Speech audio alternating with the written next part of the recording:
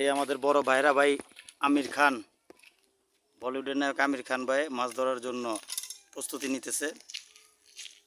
দেখা যাক। আর এই যেটা আরেক ভাইরা, এই ভাইরাও মাছ শিকারী প্রচুর। কুচ্চা আপনি সেদিনকে কুচ্চা ধরে পারিয়েছেন না, তো ওরা কুচ্চা খাওয়ান যায় না। আমি কুচ্চা তুই কিনতে পাবি। কুচ্চার যে দাম আর কুচ্চার যে রক্ত, মানে ব্লাড হয়, প্রচুর ব্লাড হয়। এগুলো কিন্তু সবই বৃষ্টির পানি। প্রচন্ড বৃষ্টির কারণে রাস্তার ভিতরে পানি উঠে গেছে।